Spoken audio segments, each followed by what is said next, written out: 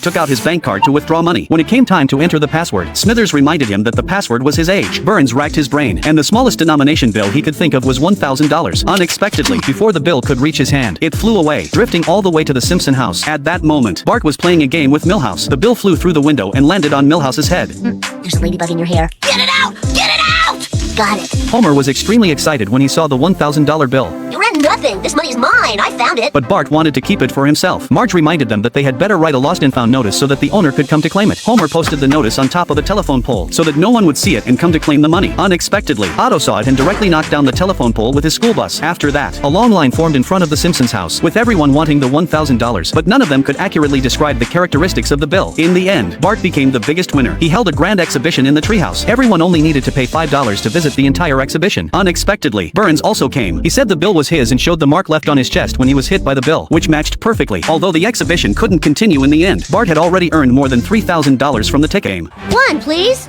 Bell peppers! Homer immediately bought 3 bell peppers, but when he weighed himself, he hadn't lost any weight. Instead, he had gained 7 pounds. Homer tried to claim the extra weight was just muscle. The nutritionist grabbed his fat with tongs and shaped it like a butt. Marge began to suspect Homer was secretly snacking.